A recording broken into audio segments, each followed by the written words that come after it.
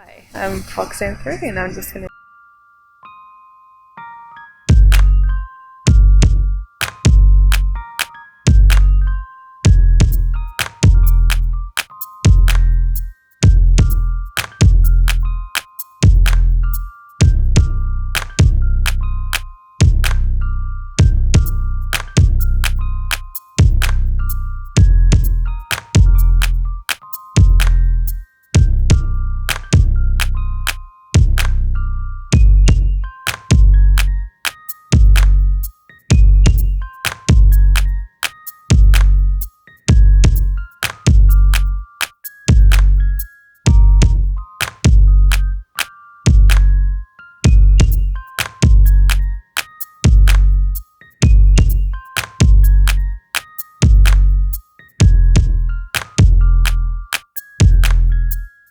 Um, when you play back um, how the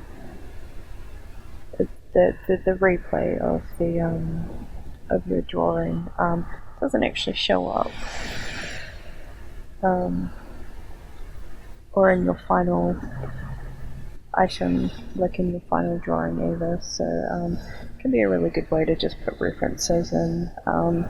Some people use it for tracing, and I don't really have a strong opinion about that one way or the other. So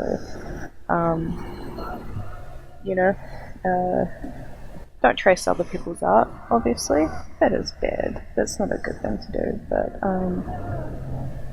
a lot of professionals do actually not only use references, but they also trace a lot of stuff. So it's kind of like to me, it's a non-issue that people can potentially do that. So I'm just gonna sit here and sketch in my fox. So let's get some basic shapes down. I'm not going like super realistic with this little guy. I'm just going to, just mess around, just make something cute and fun, I think. Just gonna black out the eyes. At this point I'm not going for high fidelity. It's not going to be a photorealistic fox that I'm drawing in here. I'm just doing a little guy here. Trying to get more of the feeling of the fox rather than the actual, perfect fox. Because to me, the feeling of the fox is more interesting than, just having a perfect photocopy of it. Because, in that case, I could just use a photo of a fox.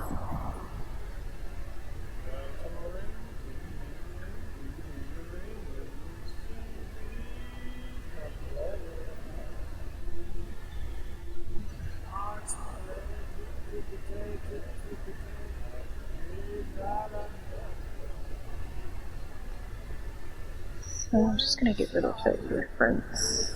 I might bring it out again later, but at the moment I feel like I've kind of captured what I need to do of that fox. He just looks kind of sly. Try and make him a little bit more happy. I'm a happy little fox.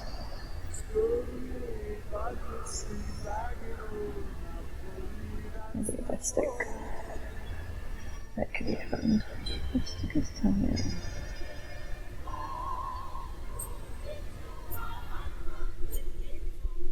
And I might give him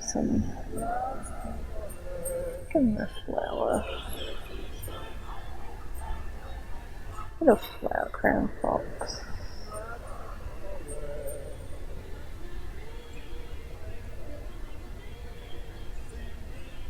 So now that's my little sketch done. I'm going to flip it. I'll just make a couple of adjustments there. So I usually flip it around as I'm working. Usually when I change between sketching and inking, which is what I'm about to start doing, I do flip it. So, brush. Now I want it in black. So I'm just going to block out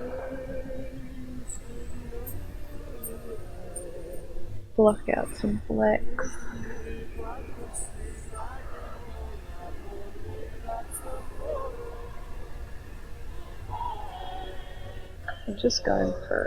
I'm going for big shapes here at the moment.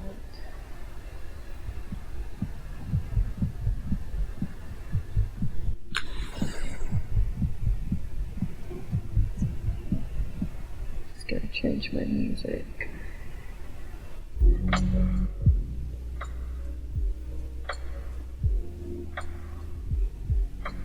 Yep, that works.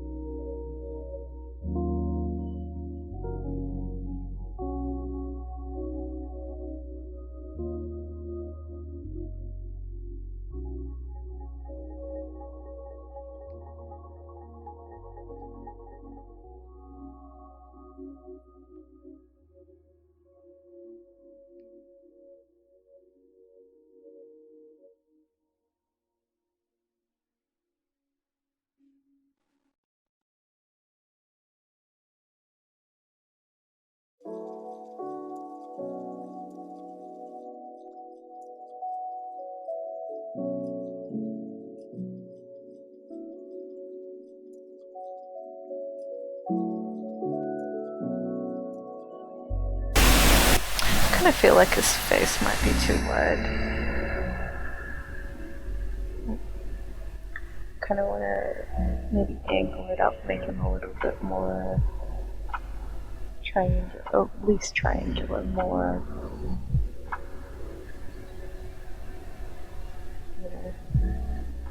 angled this way.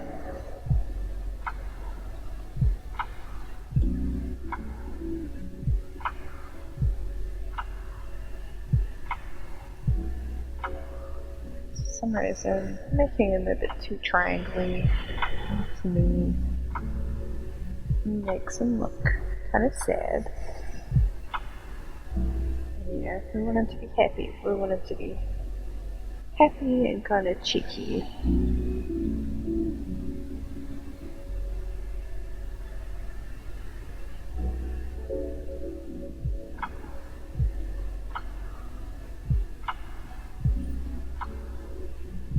I'm probably not too great at these, so these top lines I might make a little bit less fluffy.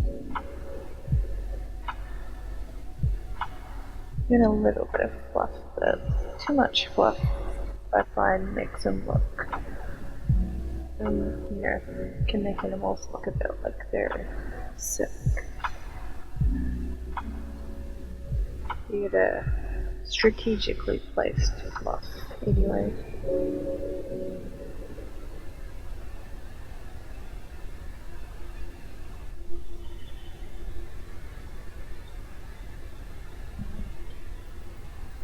Go for kind of maybe leafy shaped ears.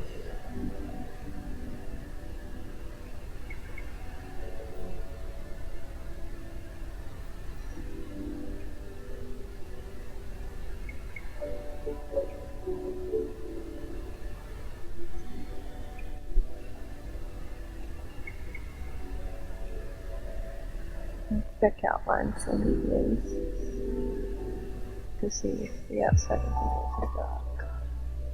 This one almost looks like a really big, but enough I'm quite happy with that. I just work it. You just work it till you are happy with it.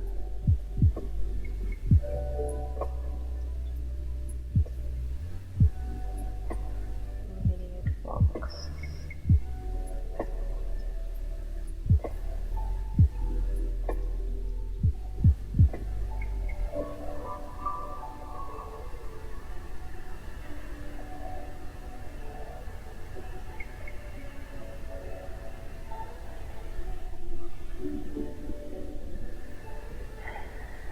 Shit, but his eyes are horrible.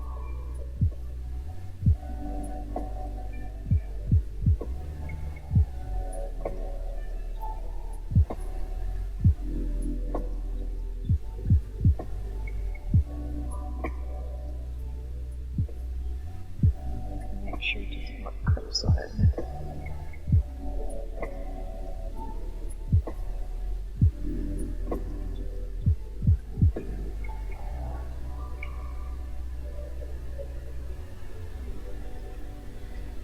And give him a little kind of fluffy eyebrow kind of thing.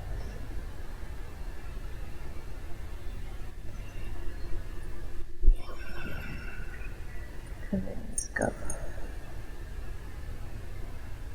a little flower crown.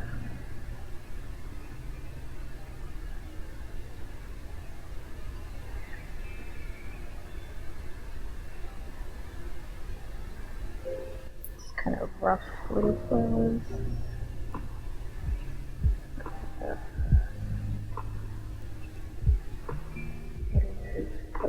Here.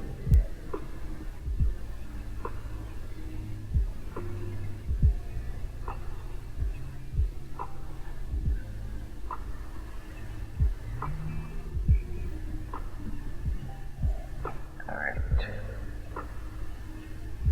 Flipping back. Just gonna follow the opacity of my sketch a little bit. Erase this out. So I'm thinking maybe as part of the animation I'm gonna have his tongue coming out. So I need to instead of doing the tongue here, because what I'm laying down here is gonna be the background that I'm gonna animate over the top of because of how Procreate works. You wanna get a, cute little background that you put other things over top of. So whatever, you want to put the most texture into, the most detail into it paste and not have it moving. So, have a high detail little background going. And then the moving parts, make them as undetailed as possible, otherwise you're going to be spending, hours and hours, days and days actually animating this stuff.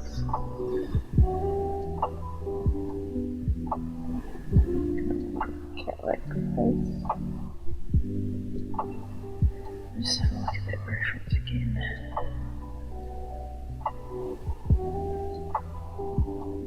Alright, so he actually had white all along here.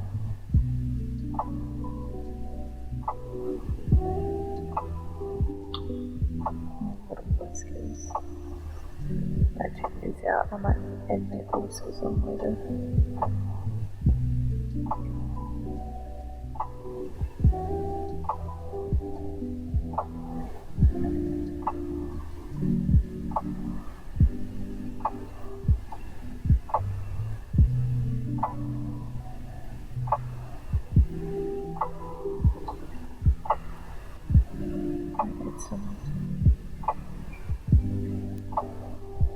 Just a little bit of chest and chin in there.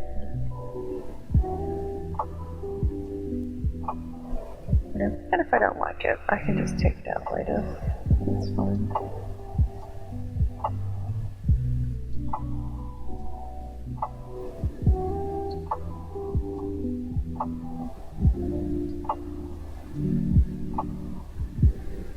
good thing about digital art is that, you know, it can be a lot more forgiving than traditional art. Which, you know, is some of the appeal of traditional art. Like, you know, you get a lot of natural textures very easily. You know, it's part of the medium. And then you have to work a little bit harder in digital art to get some of those same textures going. But I feel like his eyes are either too small or too close together, so just gonna fiddle around with those for a little bit.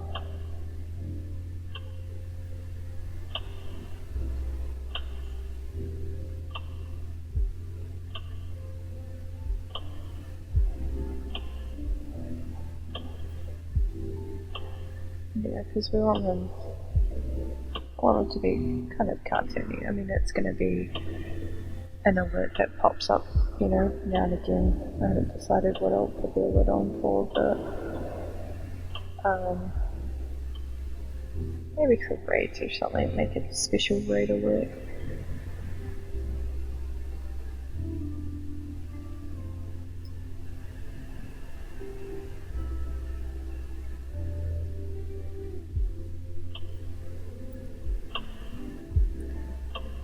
Might just combine those two elements there.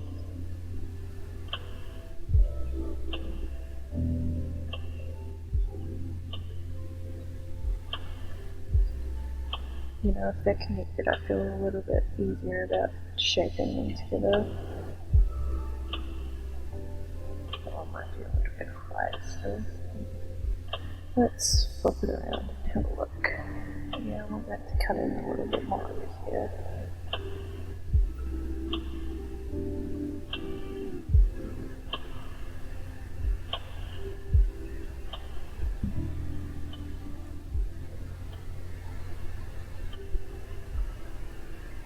Yeah, just this is technically my inking stage, but you know, I always find it pays to keep it a little bit loose. Because with my workflow, especially with the way that I'm doing it, you know, I can make a decision, but I'm not necessarily tied to that decision. Oh.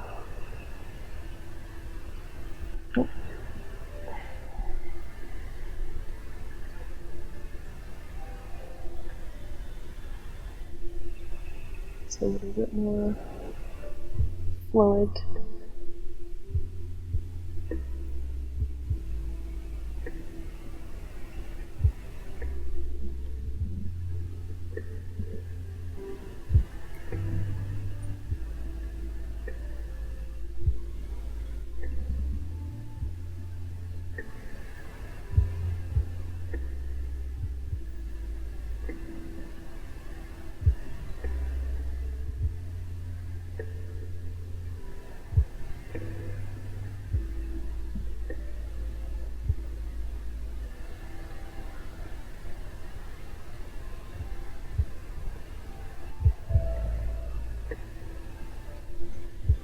Yeah, I'm pretty pleased with this, but might just round off the bottom a little bit.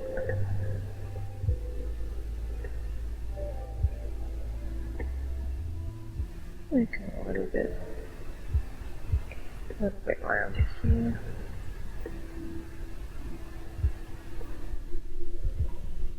A little bit more stylistic, as I say.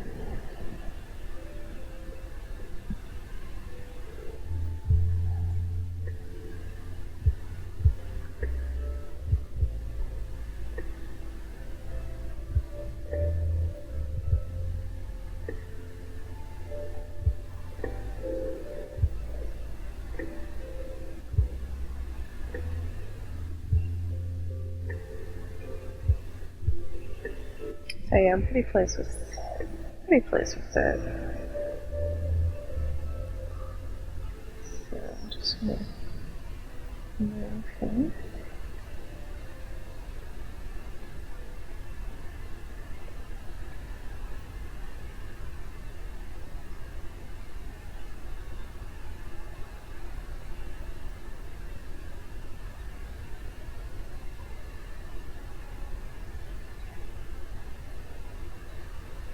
And I'm just filling in the background, or filling in so it makes it a little bit easier for me to paint if the background's filled in.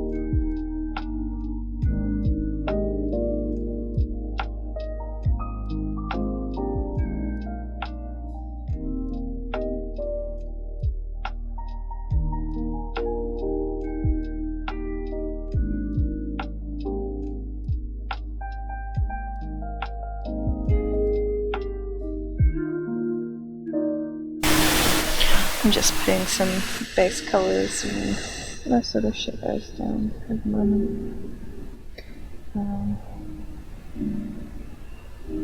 Yeah, just softly raise edges of these shadows.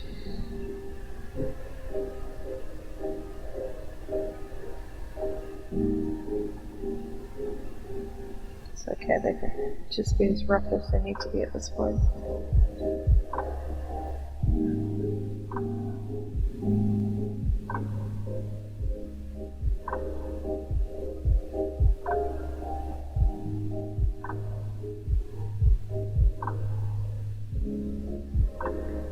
And then I'm just going to put a little highlights later on.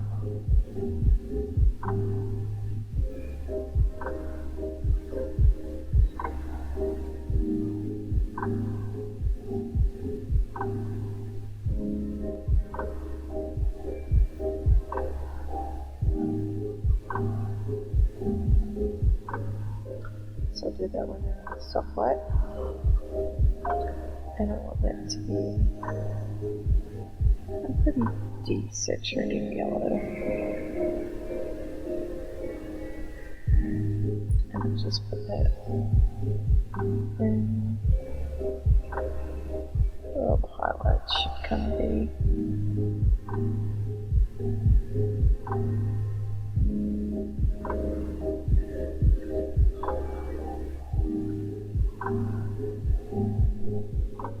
let's use it to add a little bit more texture and variation to the color.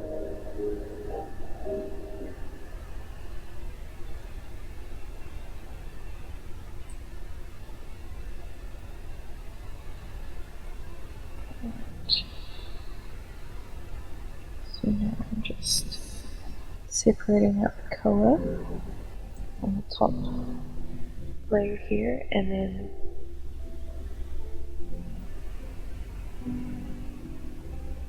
the second layer is going to be very saturated.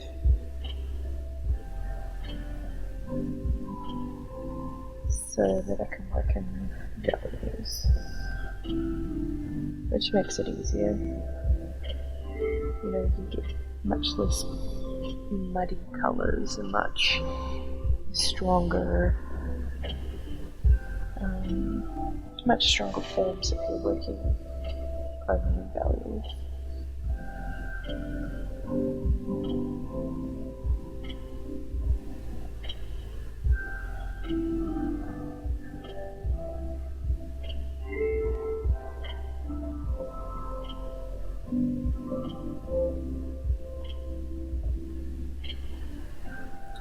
It's easier to put textures into if you don't have to worry about mudding up your colors.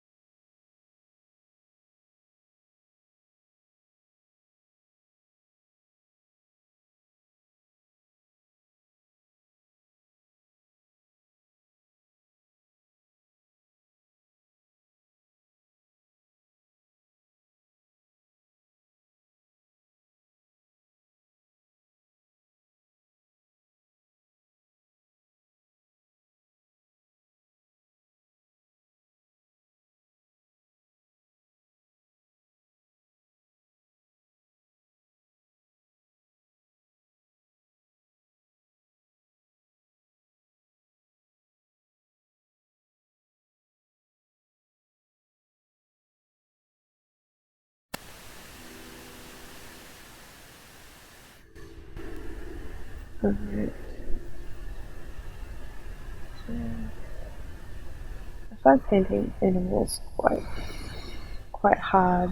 It's not as kind of instinctual as painting people for me. I guess because I've been painting people for so long, but to that point I have been painting animals for just as long. I just struggle with them a little bit more.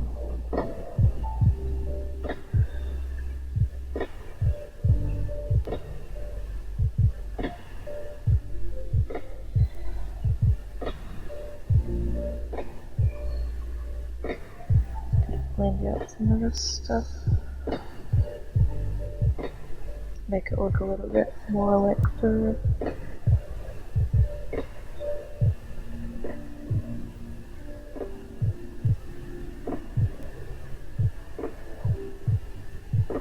He's wearing a little flower crown, so I was thinking maybe I'll animate maybe a bee flying around. A butterfly. Butterfly might be nice. That could be fun to animate.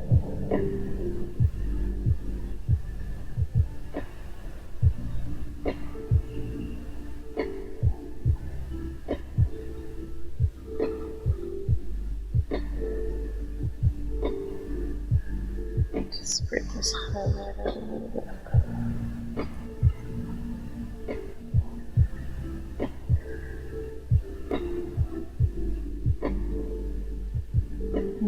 Rip off some highlights.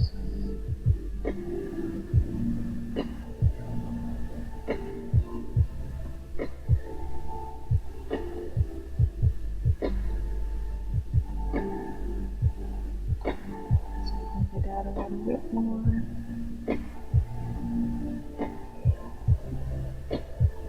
Some nostrils a little bit more even.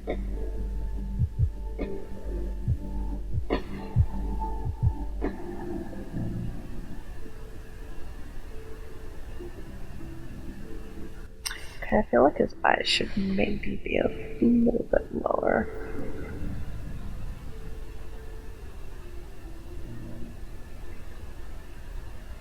Let's just do this and see if I feel about it.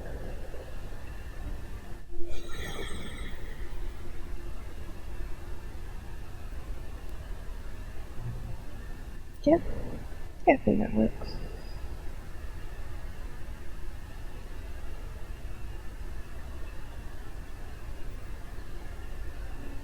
Just gotta balance this nose out a little.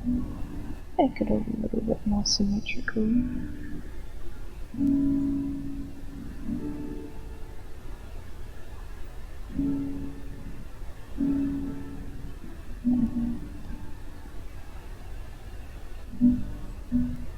It's not quite that contrasty underneath, but there should be some highlight under there.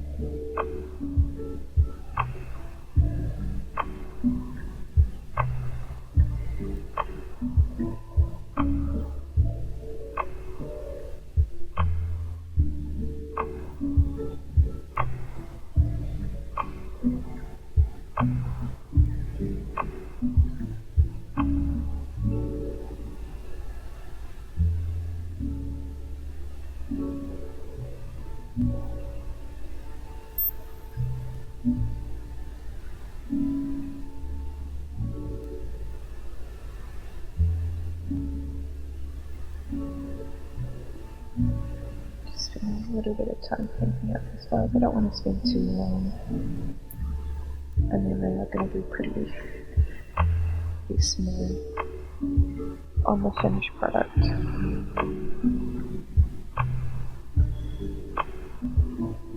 So we're just gonna make sure they look okay at a distance. That's why we have the little reference going up. See what works at a different distance and what doesn't work at a distance. Makes it a lot easier instead of constantly, zooming in, zooming out, zooming in, zooming out. Which, I mean, I kind of do a little bit out of habit, but definitely cuts down on a good portion of it. Having that little reference screen there.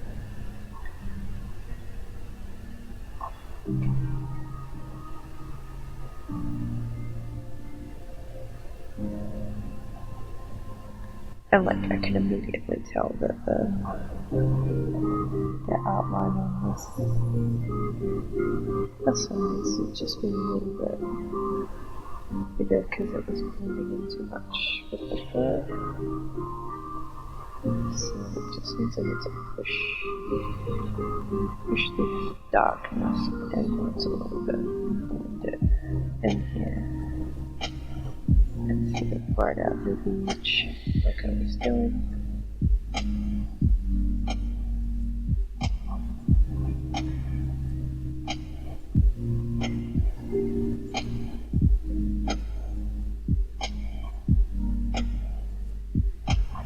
But yeah, it's pretty helpful. I only really just discovered what this little reference screen did recently because the thing that I kind of like about Procreate, but also the thing that can be a little bit frustrating, is that like unless you're sitting and reading the entire manual every time they do an update or whatever, often you miss. You can miss new features pretty easily. It's not like Photoshop, which will give you a little overview of the new features every time they have an update. And so you've got to put a bit of effort into keeping up with appropriate update stuff, which is cool. It means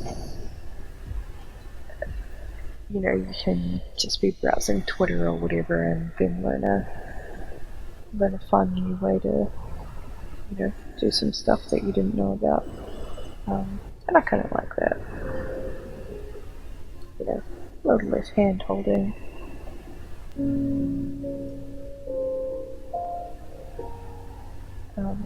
And every time they do a big update, they push out so many cool new features that it can almost be overwhelming to learn all of them.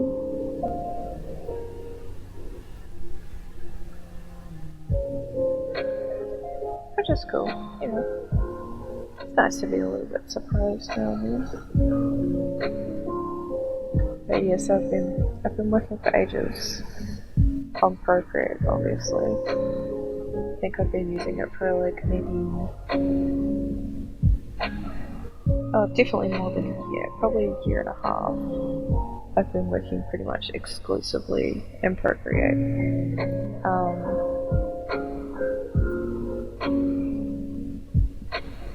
But yeah, no, there's still things I'm learning about it constantly.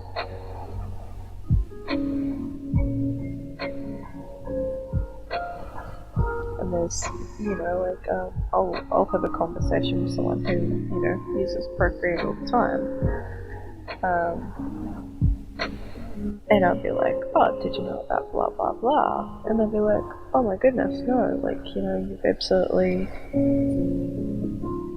changed a whole bunch of stuff for me because I didn't know that was a feature.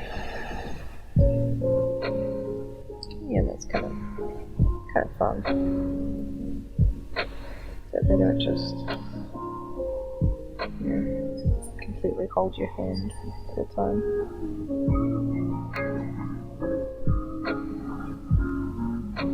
Alright. So I'm pretty happy with that. Let's see how it looks in colour. Might just work on those eyes a little bit more actually.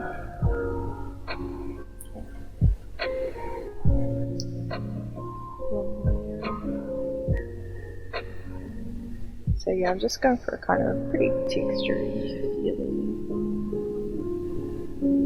So I'm gonna be a little bit gift. It just plays very occasionally. I don't think I'll have this as my main, my follower alert, which is that's the big one in terms of Twitch alerts. Is your follower alert. You want to have the best one. You your best alert should be your follower alert.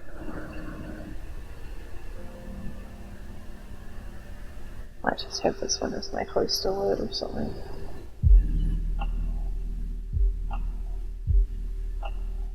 And like, you know, you can use the same alert for a whole bunch of things, but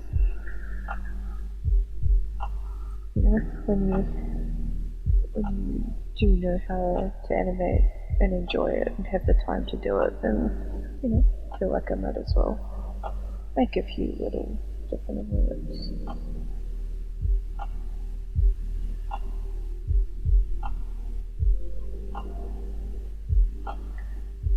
So we're just texturing out these eyes. Just doing them a little.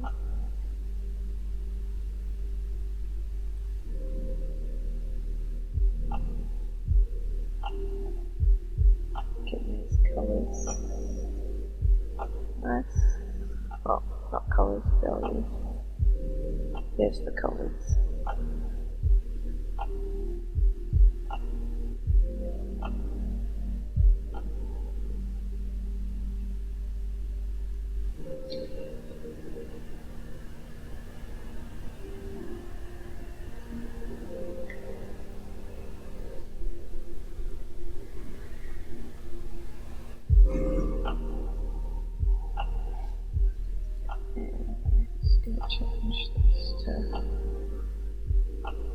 Change some of these dark blues that I put in earlier to just some greys. Yeah, not every bit has to be full colour. Do the same for the nose.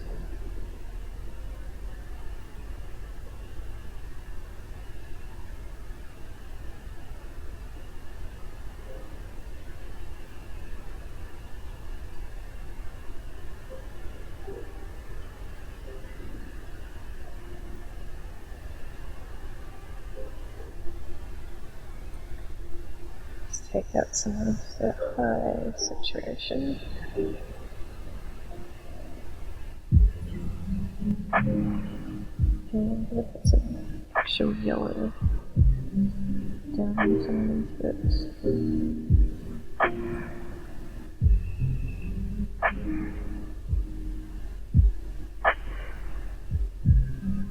Since I've been working light enough that I can actually put real yellow.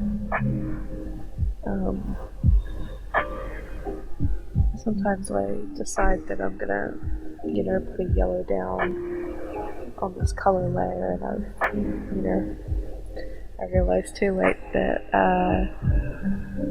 the value I'm trying to put it on is too dark. So like, look at this. It's, you know, if it goes too dark, it turns into like a green or a brown or an orange, because yellow is a very value dependent color.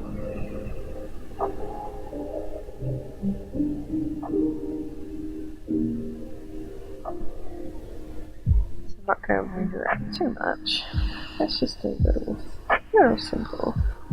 I'd like to do a little bit of actually animating before I finish tonight, but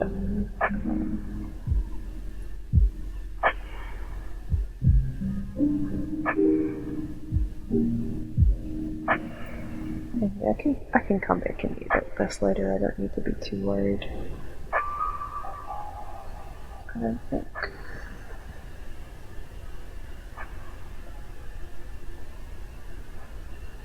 So yeah, I was thinking of animating some little moths flying around.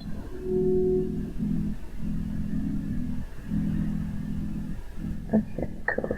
So just gonna combine all this down. Delete that. Delete that. I'm gonna unlock it and delete that. Take off the background color. And then turn on the animation assist. And by clearing out all the other layers, it means that I now have the option of putting this particular layer in as the background. So I've done that.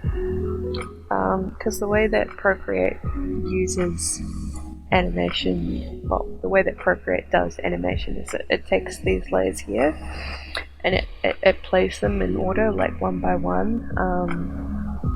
And so if you've got multiple layers or, things that are ungrouped before you go to start putting the frames in, you might not be able to assign the furthest one to the background. Which is a pain. I stumbled on that a few times.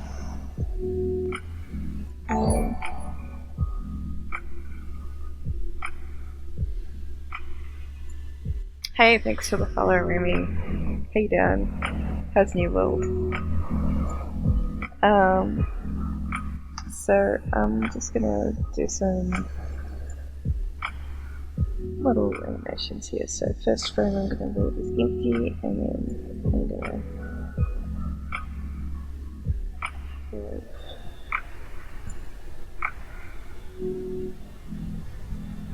oh, nice. Have fun skinning your deer. I just realized something that I wanted to do here. Just going to duplicate this layer, turn these layers off, push the progress all the way up, duplicate it again, turn up my Gaussian blur. Yeah, let's turn the alpha lock off.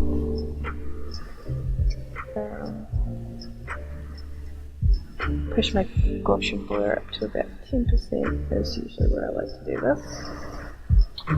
Select automatic, invert, and then I want really bright white. Let's use a big old soft airbrush, and then I just fill in the edges. If I was printing and cutting this, I would probably go through and edit out the edges here, soften the edges. But I'm not going to do that because this is just going to be, little. And that just gives it that, gives it a little bit of texture, the line on the outside, which means that you can use this over anything, white background, black background, and it's gonna, stand out. But I only do that for the background. I don't worry so much about doing it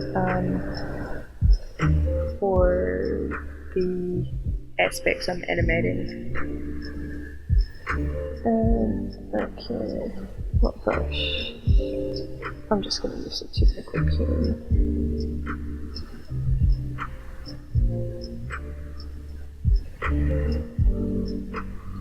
Let's make these edges.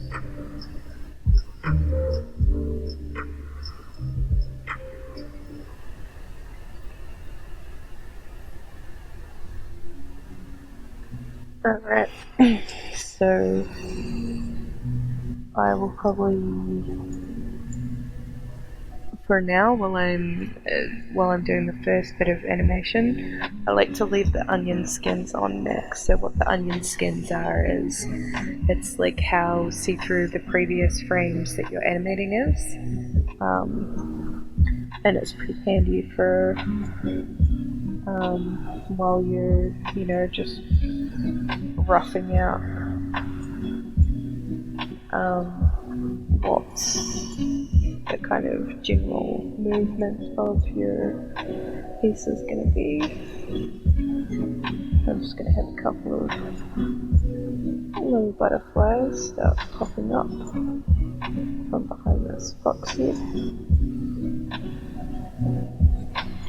I might make him blink his eyes. So I can use the colours that I've put down. I put down in my background, and the fox in the background, I just use those to kind of, I just pick them out.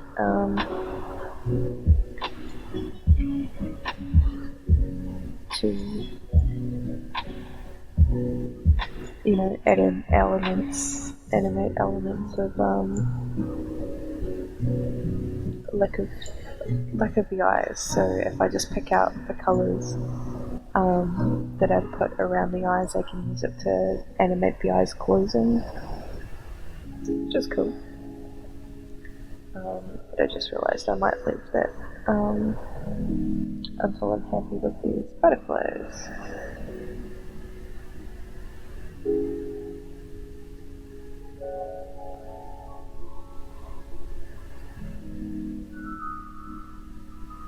And you know, the big thing about animation is the you know, the principles of like squash and stretch. Like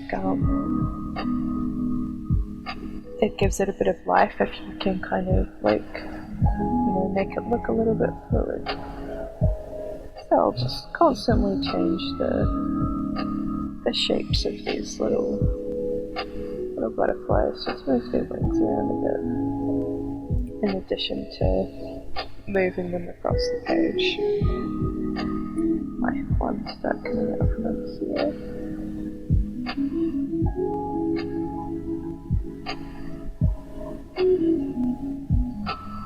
So I'll just, you know, tighten up the wings and then loosen them up with each frame.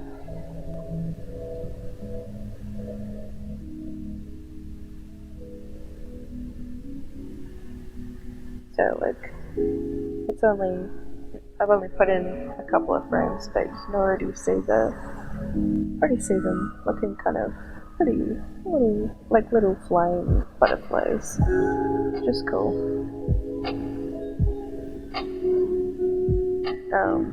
I like that you can kind of see how fast animation is working, like pretty quickly. Another one.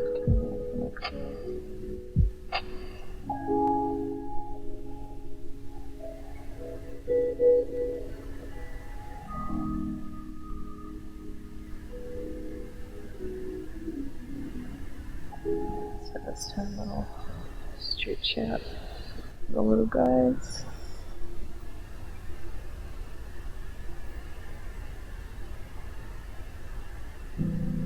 Stretch out the little wings.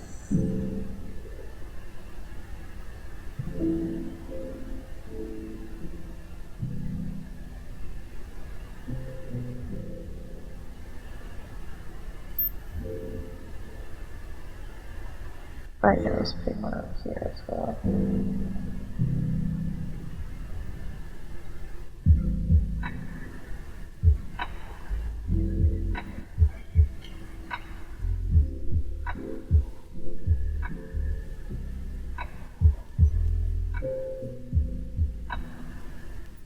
I always try and have like a main little element that I'm working on. You know, there's always, if you're doing multiple ones, there's always going to be one that's the best. But you want to give kind of like special attention to, so you're animating it out.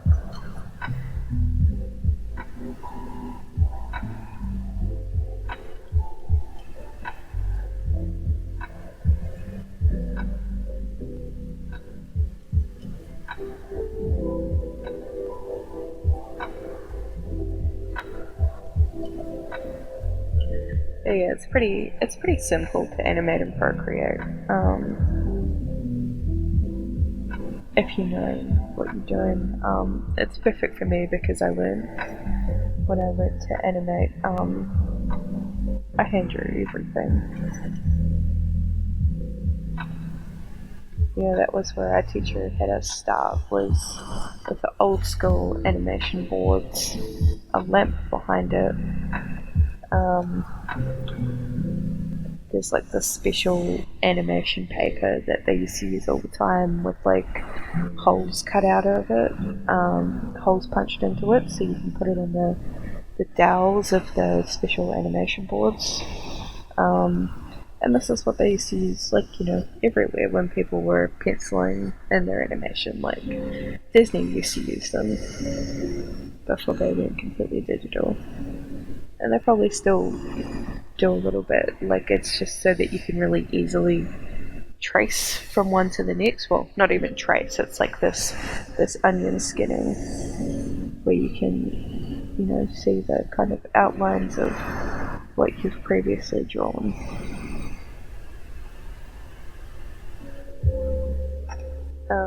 The only issue that I have with Procreate is that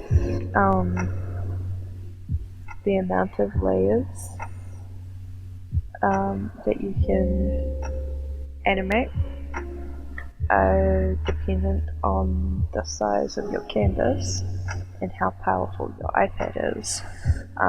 So at this size, my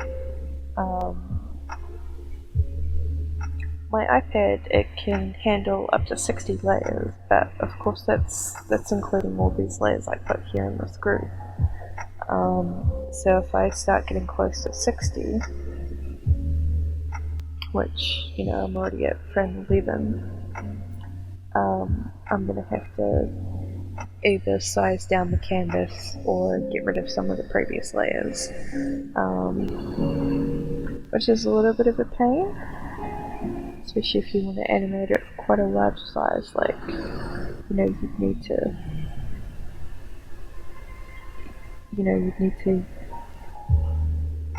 use either animate really small or only have a few layers. And the problem with only having a few layers is that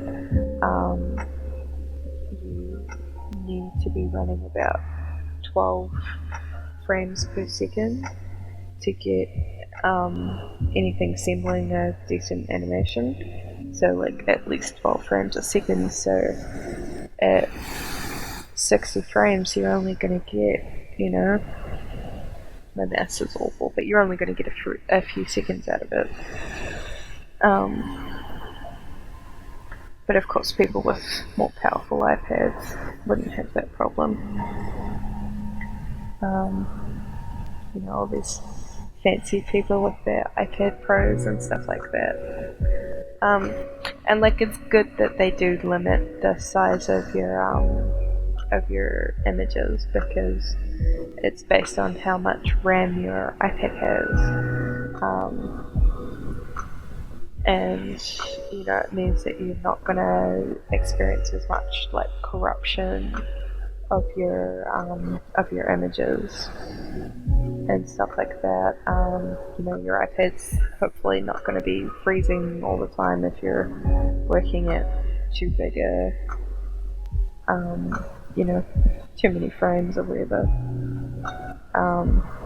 But yeah, like I understand why they do it. It's just a little frustrating, when I'm in the middle of getting a cute little animation done, and I have to, make some changes.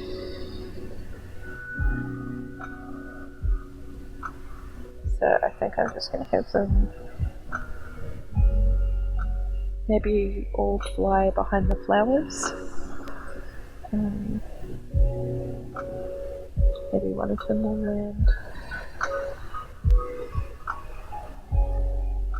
But yeah, so with a little, I don't know, maybe like a fairy fox is kind of what I'm going for here.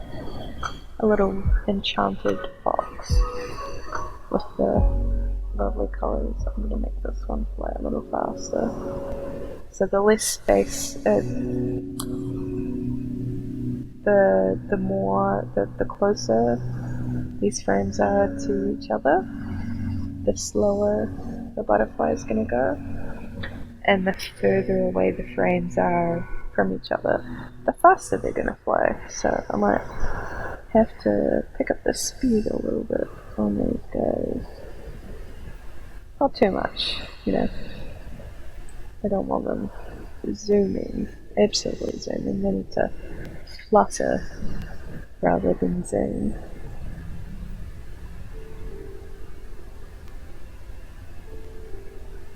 Is the goal here anyway. They don't all have to reach the flowers.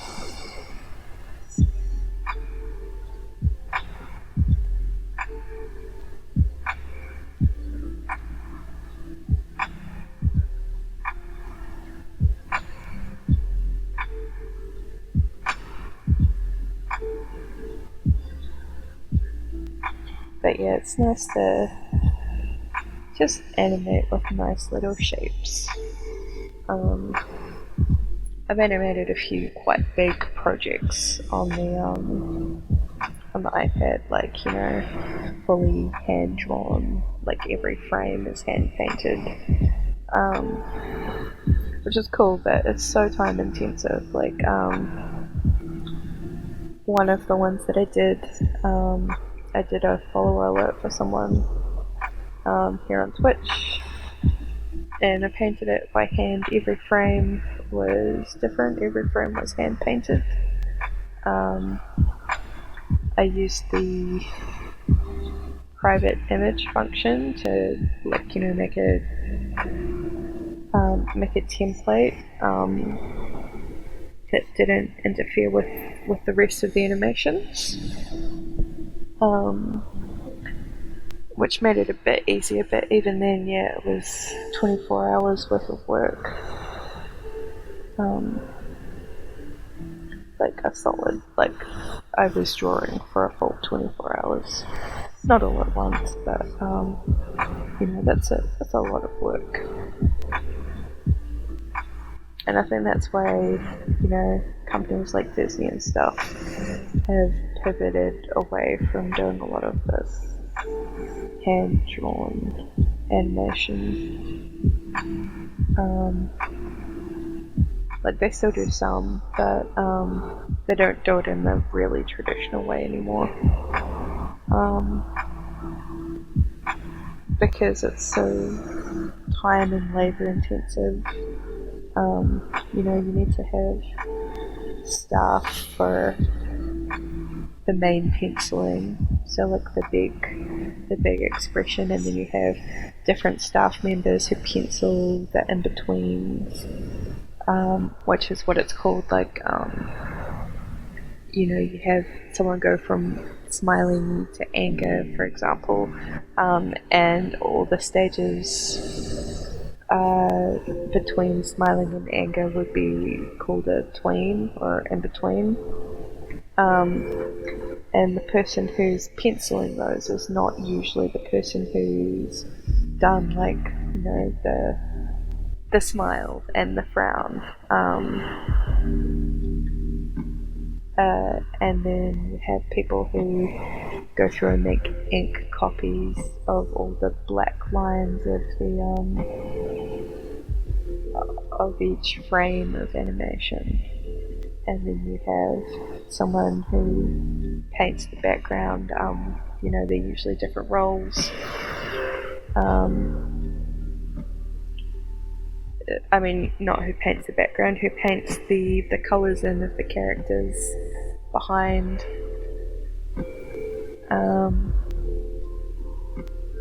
That's usually another person.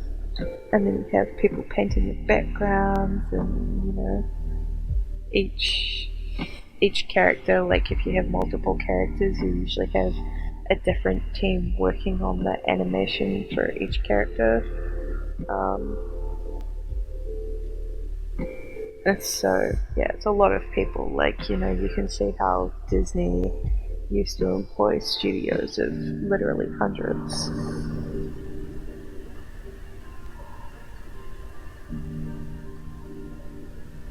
Oh, they're so cute. Actually, I really like them. Alright, let's keep going. I'm gonna speed them up a little bit, because we're on frame 23. We've still got half of, just under half of our capacity left. But I might make this particular one here, I might duck him behind maybe his ear out there or something. but we've got to get at least a couple of the little butterflies reaching where we want them to go, which is of course the flowers. But yeah, so each character, you can have several characters in a scene, and so they all need to be penciled and tweened and inked and painted and stuff like that. So yeah, it is a pretty big job, and that's why animated shows used to take a long time, and they still take a long time. To be fair, they still take a very long time to be made. In a different way that a live action TV show takes a long time to be made.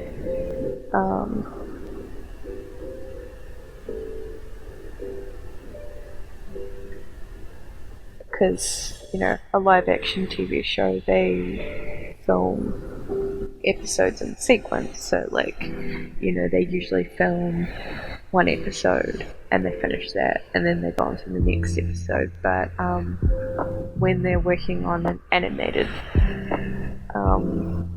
TV show, they're usually working on every episode or most episodes at the same time.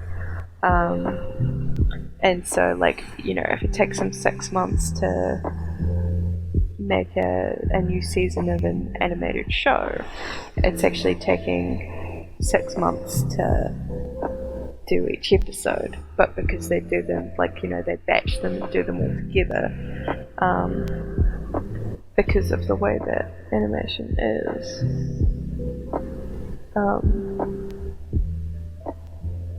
And that's why you get stuff like, pilot episodes or whatever of animations taking as long as the rest of the season to make, because they made it by itself, which is cool and interesting.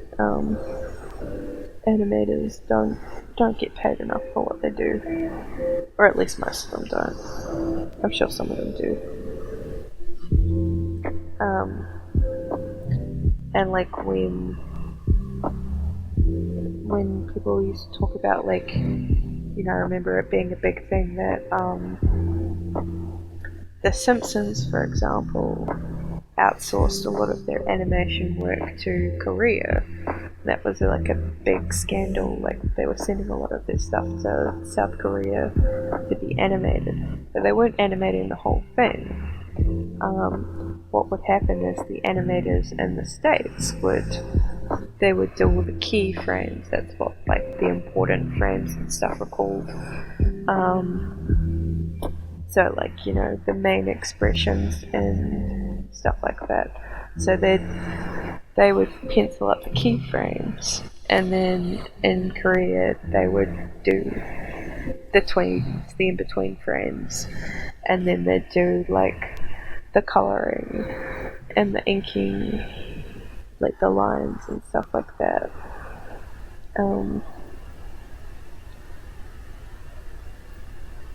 Which is why people used to make so many jokes about Korean animators in TV shows. Which to me seems a little bit heartless, making a joke at the expense of people, and then those people have to animate that joke. But I know on some of the older Simpsons episodes, there's definitely a few jokes about underpaid Korean animators. And yeah, I don't actually know how much that has changed since most TV shows have moved into purely digital and into 3D. I don't know if they outsource in the same way. I imagine a lot of the outsourcing, the tasks that would have been handled by outsourcing it to underpaid animators in different countries are actually, handled by animation software now. So, yeah. So, a little rundown on how the animation industry used to work.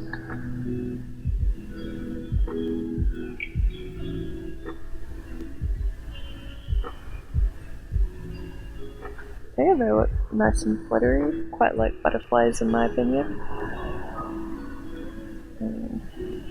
What frame are we up to? Frame 30. So probably 10 more frames. Let's see if we can get these little guys to their flowers in 10 frames.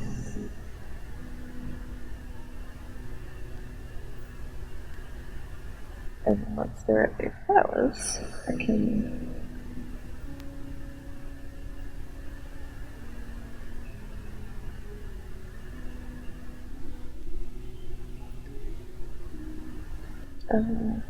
make some decisions about what else it's going to be.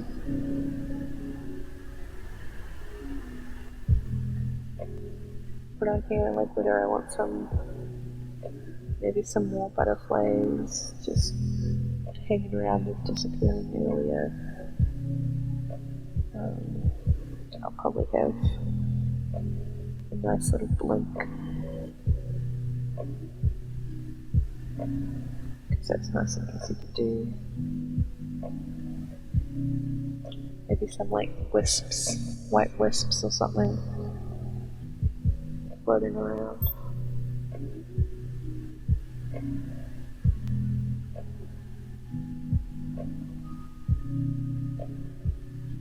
Speed up, because they're getting closer to those flowers. Hey Tinkerbell, this is my little fox animation so far. See the little butterflies flutter around. Yeah, I'm probably just gonna use it as like maybe a raid alert or a post alert or something like that.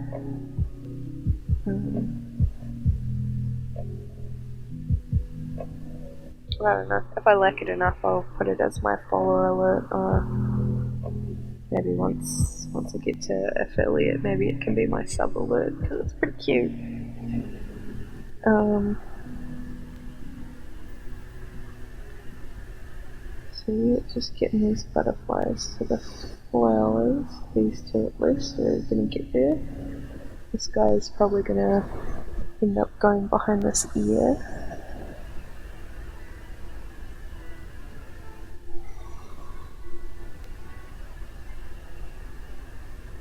And how many have we got there? 34. We might have to go behind that ear as well. I don't think I'll get him there. Oh wait, no, 34. No, he'll get there.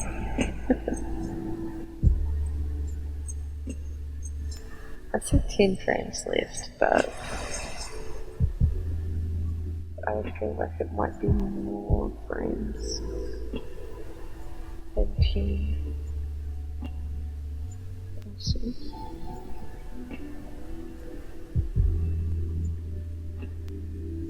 But yeah, like, so I imagine with the big move to 3D, like, Disney animators are still severely underpaid for all the hard work they do. There's just, less of them than there used to be.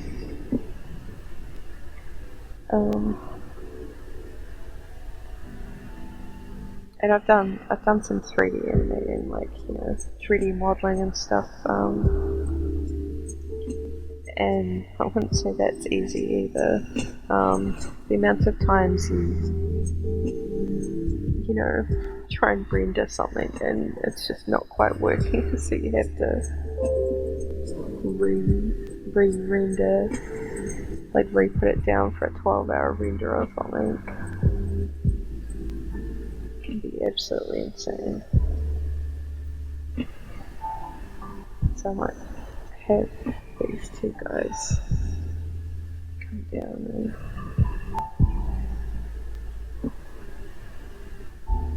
and I was just going to let them disappear behind the flowers.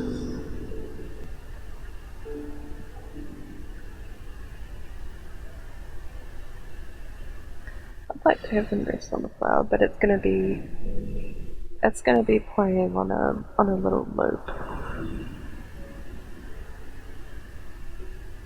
So probably a good idea to not spend my time making them rest.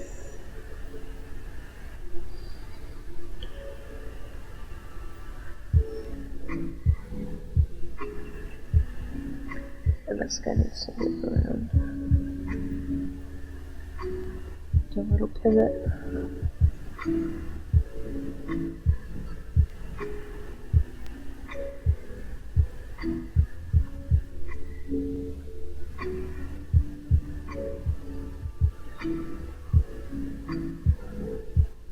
Yeah, I just really like doing these kind of simpler animations with the detailed background thing.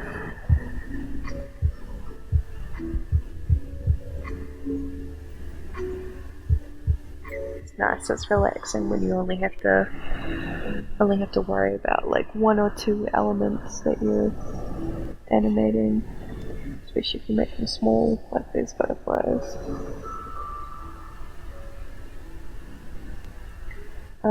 Rather than having to worry about big elements that you're animating.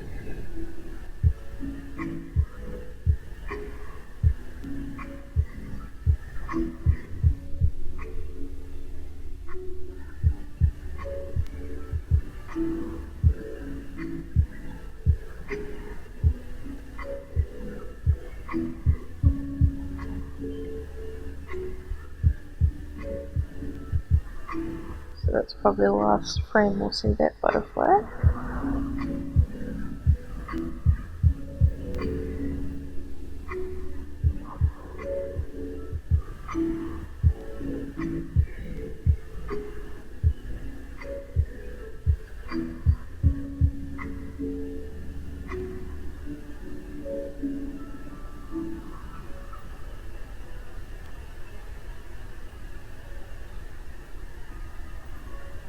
And I'll just run it in a second to see, make sure his path is okay. This little guy's gonna be going in a second too. Alright. So, where did he come out of? Oh, he came out of this ear over here.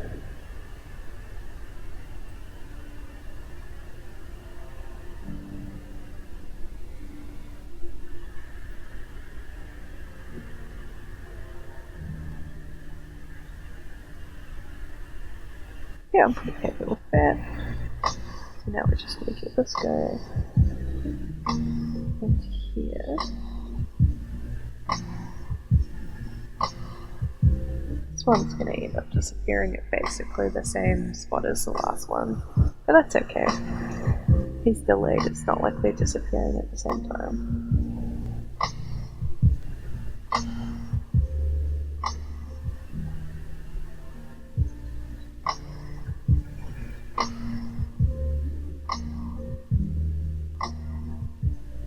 Gotta work on getting this guy.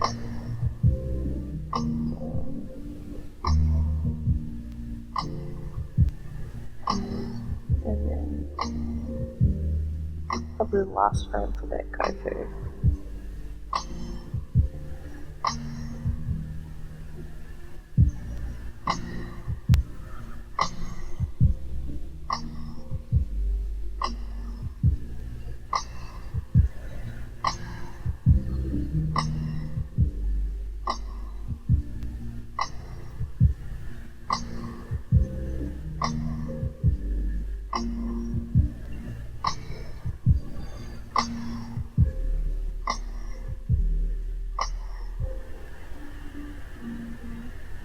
Yep, no, he's all good. Let's see how these last two are getting on.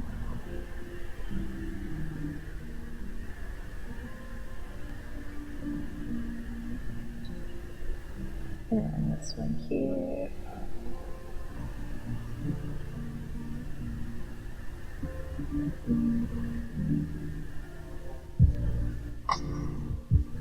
How there's a gap in the flowers there.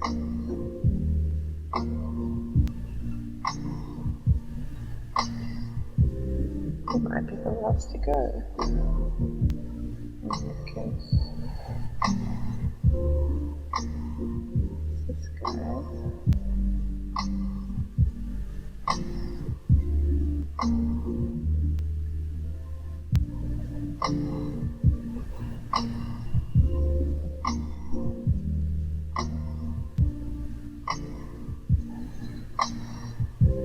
Let's go with this last friend.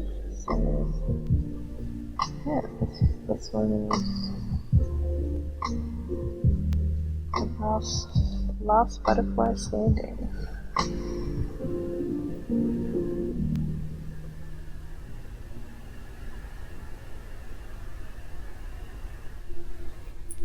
Alright, let's see how they look.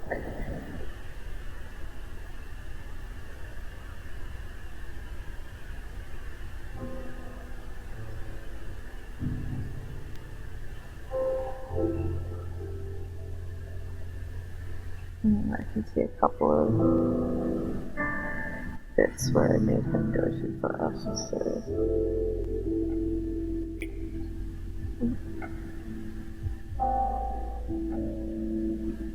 Yeah.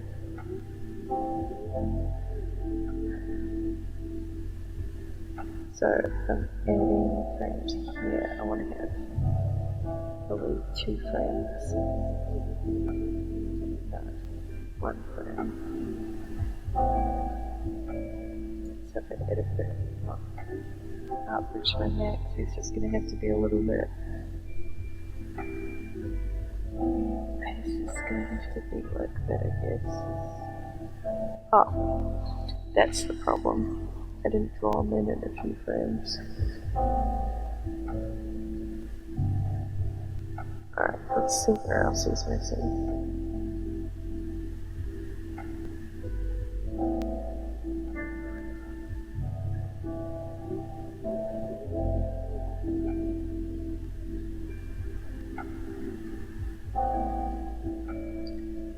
Here we go.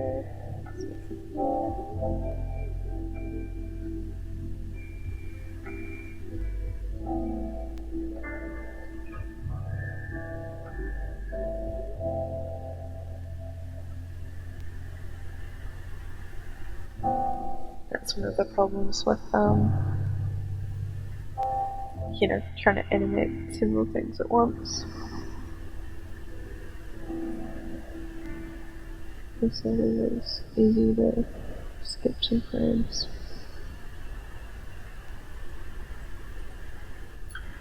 Alright, and so I'm gonna put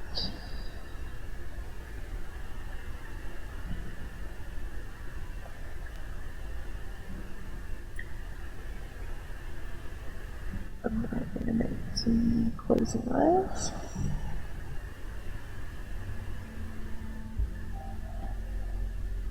So probably look a little bit funny at first. But this is how I do it to check that, you know, I am doing the animation nicely. Is I can see it a lot better if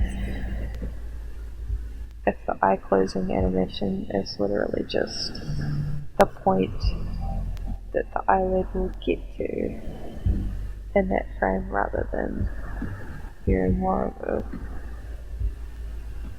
finished kind of thing. And you'll see what I mean in a second when I actually play it.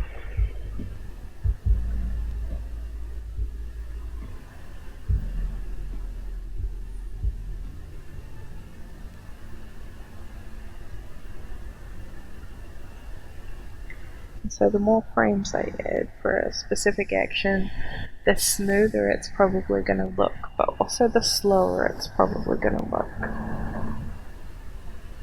So I have to keep that in mind. Oops, I don't need to add any frames. I have to keep the timing in mind hasn't done this.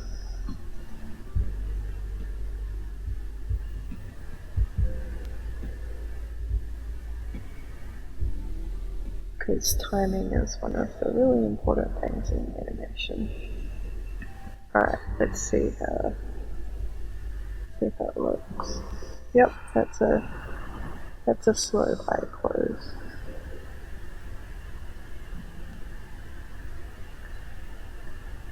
And then we put that closed for probably 3 or 4 frames. Just as like a close, pause, open is more how blinks work. Especially because I want a kind of like, I want a kind of mystical feeling to this blinking. Like it's not a regular blink, it's a wise fox blink. Yeah, a little bit magical. And then so I'll just start putting it in where these open eyes are going to be.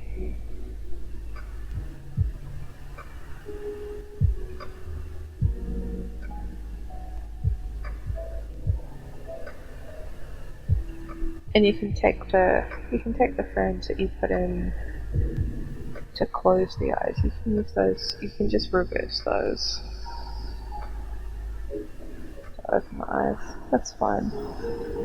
I just find it easier to just draw on some new ones myself. But I'm never adverse to taking your own work and reusing it where you can, if that makes it easier for you. Alright, let's have a little run of how those box eyes are turning. Yep. A nice slow blink. Shape looks pretty good to me. So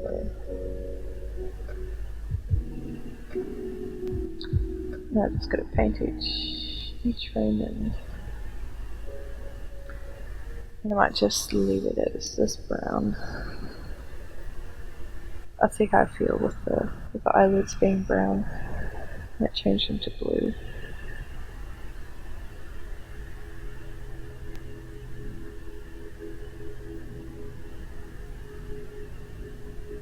Or they'll probably work in brown.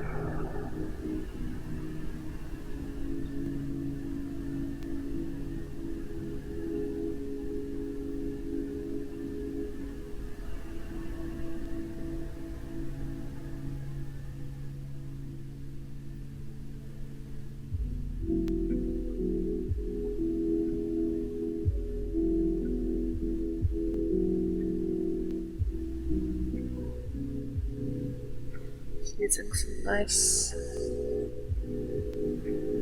simple colors. Keeping it nice and consistent. One of these eyes is closing slightly faster than the other one, which is nice. It's good. Gives a little bit of asymmetry to the animation, which is always good. Always a good thing in my opinion.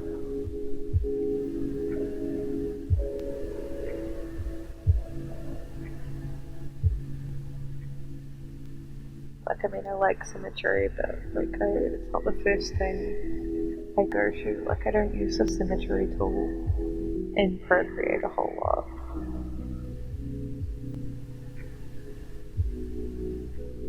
I use it more for if I'm feeling a little bit experimental, I'll play around with it.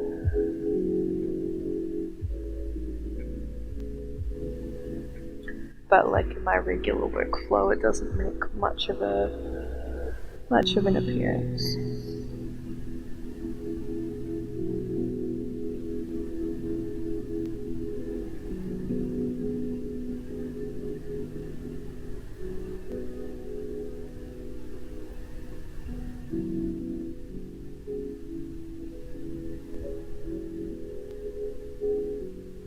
Just going to change my brush because it's working a little bit too hard with that other one.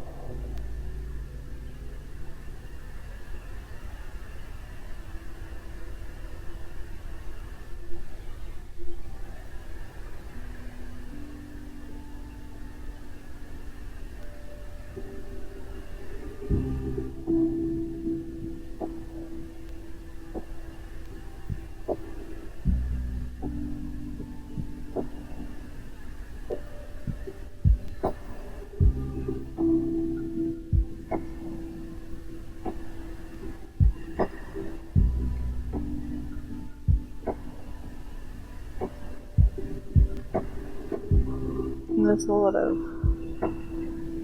of repetition in animation, so you gotta be really quite patient. Also, I found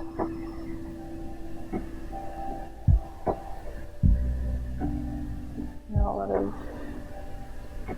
doing the same or similar lines over and over again.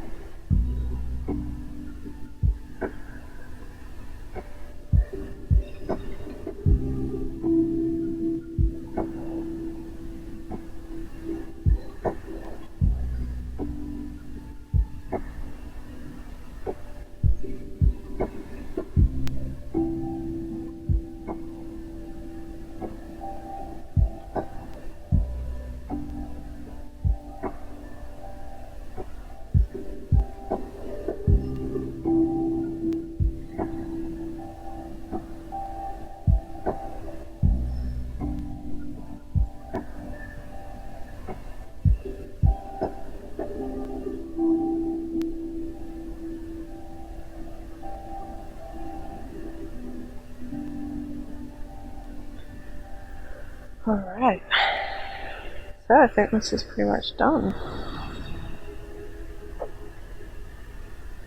Which is just a couple of bits on that eye that I just need to smooth out here. So I'm just going to turn on the skin and this completely off. So I can just go through and figure out what I've missed.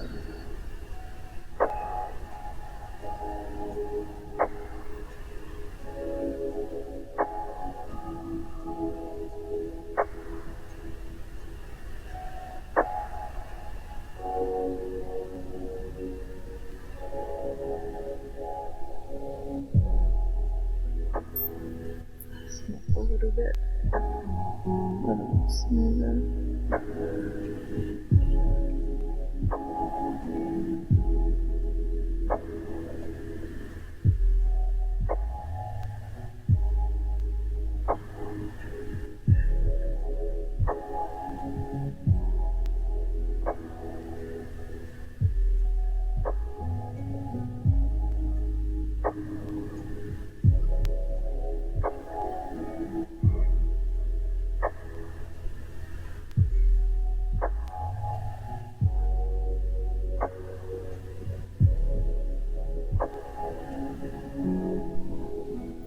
So yeah, that's my little animation actually done. So I might just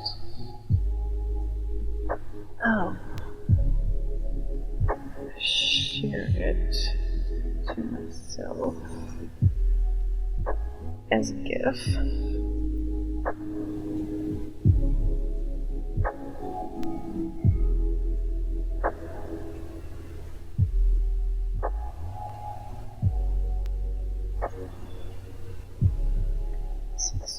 Meg, 3.6 meg.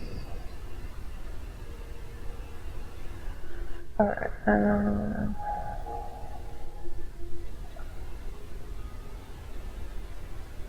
just going to temporarily disable that while I just put this on my computer. See if I can get the alert up and running.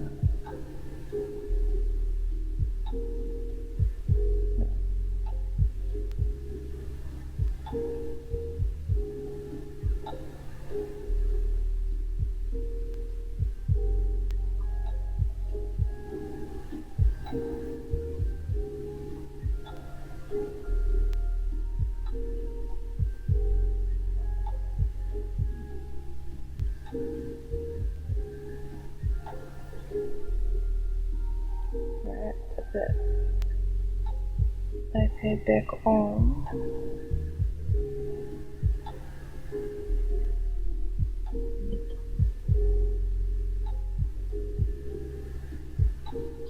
I'll just let that play while I'm just fiddling around with this.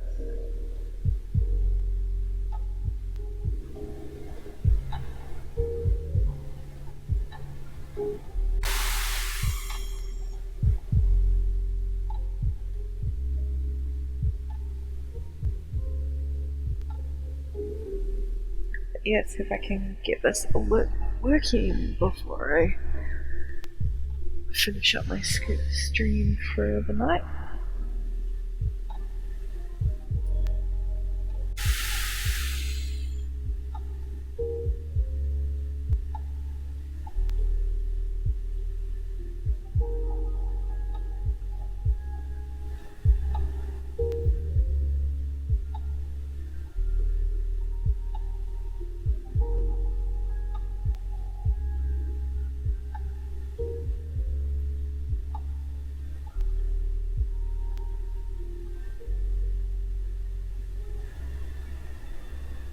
Oh, thank you, Tinkerbell. This is, I'll show you a couple of other ones that I've done.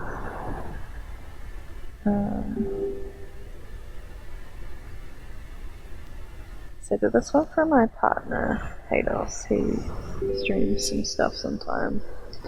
So that's one that I did for him recently. That kitty cat is actually our cat, who is sitting with me right now.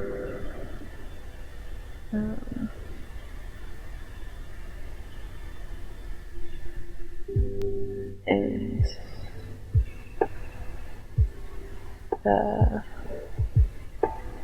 it's not actually enabled for animation. Probably because it's only a partially finished one. I wonder where I put the proper one. Did a couple of Pokemon themed animations, which was cool.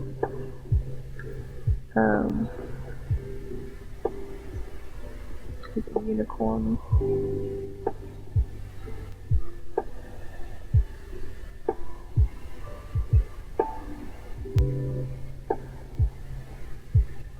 Yeah, there's a few other ones floating around. But yeah, no, I'm pretty happy with this fox. I just need to remember where I put in this stuff for.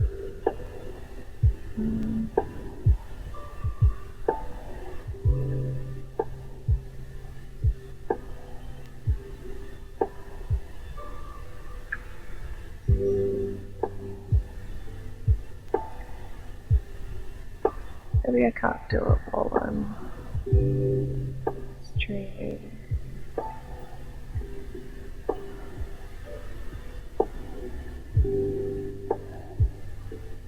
Oh, thank you so much. It's really kind of you to say.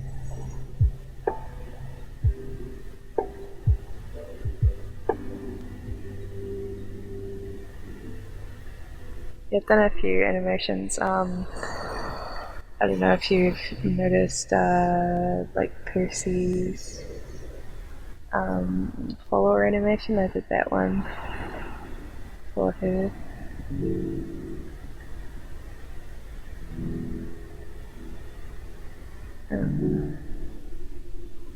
It's one of my faves that I've done, but it did take me a very long time to do.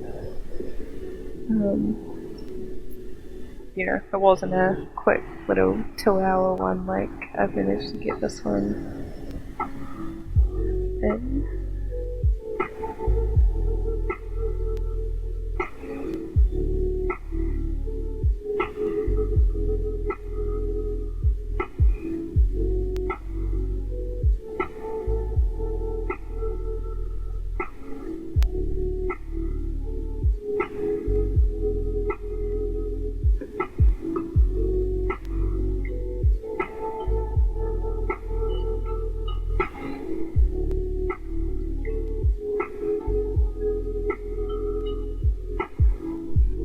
Oh, of course, this is where I change it. I was looking all through my settings and stuff like that, but it's in the actual,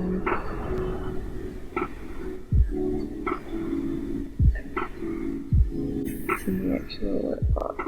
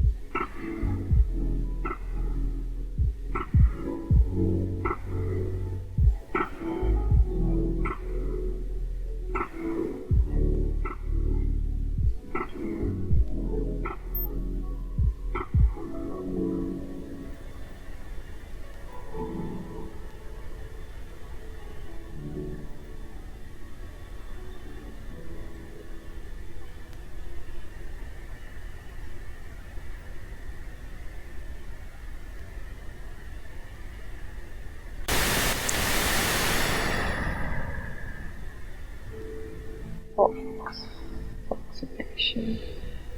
Alright, hopefully I see this up right. Yep, here we go. Done. Alright, so test widgets. Post.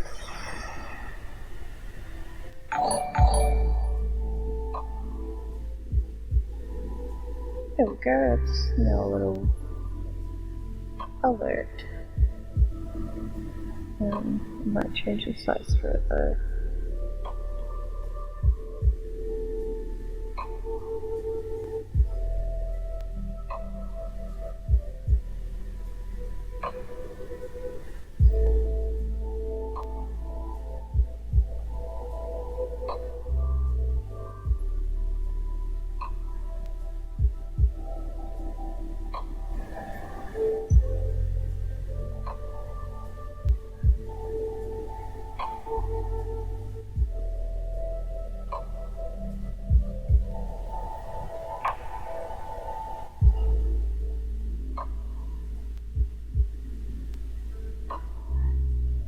Hey Gassy, I just made a little post animation.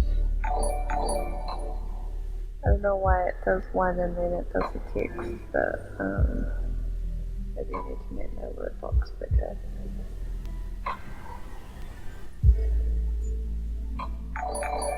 Nope, that moved it.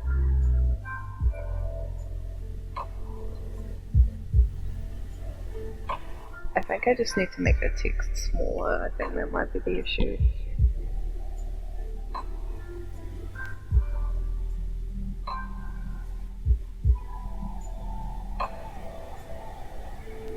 This is a lot of text. Remove that for me.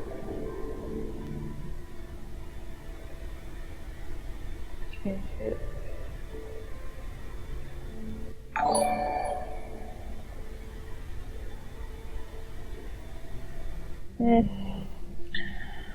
Well, I'm probably gonna go back and make some changes to it anyway.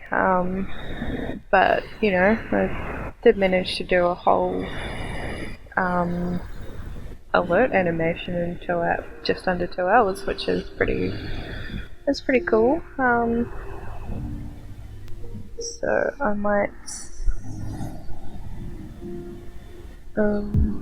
before I go to bed, I will do the time lapse replay of my little fox. Oh yeah, I was gonna have his tongue poking out. I completely forgot about that. So maybe I'll go back and animate in a little tongue poke out.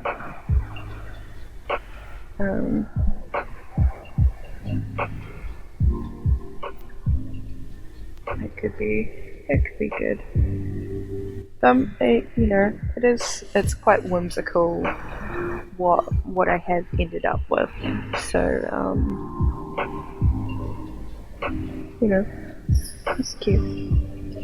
I might just refine the actual fox face a bit, and do that sometimes.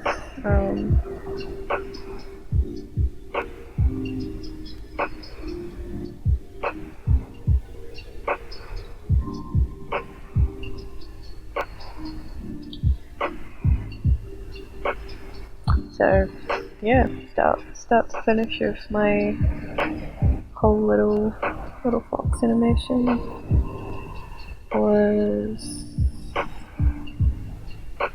1 hour and 59 minutes. So yeah, that's not bad. Yeah, cool. So I guess next time I stream, I'll probably do maybe another little animation. Because there's a whole bunch of alert stuff. Not that they're necessarily going to be, used. But it's nice to be like, hey, you want to see my cool little animation I made myself for this blah blah. So, but yeah, animating on Procreate is good because it's pretty easy. Once you figure out how it works, of course, and you get a way that works for you. It's pretty easy. It's pretty nice. But yeah, so I am actually gonna wrap this up. That's pretty much my bedtime. It's pretty much an hour and a half after my bedtime, actually. But it's a Saturday night here, so I'm gonna go to sleep, go get some rest. I guess I could figure out how to.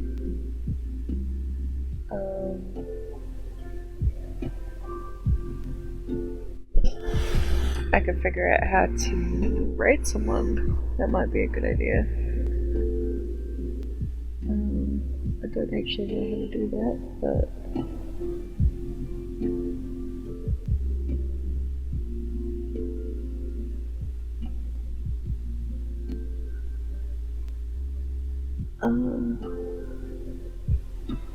I can't really see anyone that I follow that I particularly want to raid though, so I might just leave it and figure out how to raid someone and add another time.